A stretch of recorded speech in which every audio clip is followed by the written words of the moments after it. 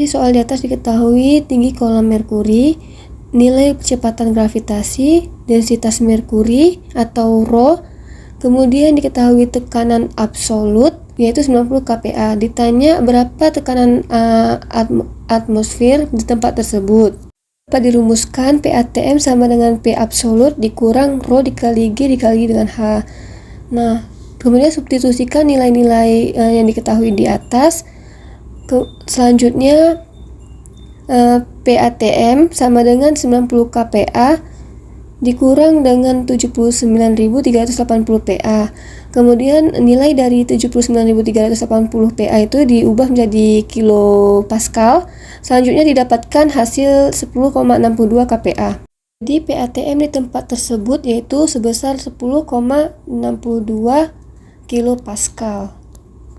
Ya, pada nomor 2 itu dapat diketahui nilai temperatur awal, nilai kecepatan awal, itu dikonversi jadi meter kubik per kilogram, kemudian nilai energi dalam, nilai tekanan. Nah, ini termasuk dalam kondisi awal. Kemudian ada temperatur 2, itu dimana itu kondisi akhir. Kemudian kecepatan 2, energi dalam spesifik kondisi akhir, dan terakhir tekanan akhir itu 1500 kPa yang diubah 1,5 kali 10⁻³ kilopascal. Ditanya yaitu nilai H1, H2, delta H dan delta V. Nya itu menentukan entalpi awal atau H1 yang dimana H sama dengan U ditambah PV. Selanjutnya disubstitusikan nilai U1, nilai P1, dan nilai V1 dan dimasukkan ke dalam rumus tersebut. Kemudian didapatkan hasilnya sebesar 761,13 kJ per kilogram.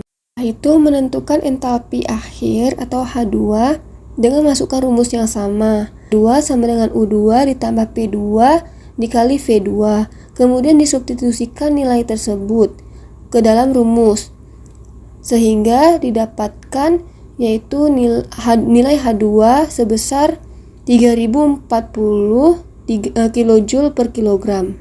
Menghitung perubahan energi dalam atau delta U dengan rumus delta U sama dengan U2 dikurang U1 sehingga dihasilkan 2025 kJ per kilogram. Setelah diketahui nilai H1 dan H2, maka kita dapat menghitung perubahan entalpi atau delta H yang dimana delta H sama dengan H2 dikurang H1. H sama dengan 2278,87 kJ per kilogram.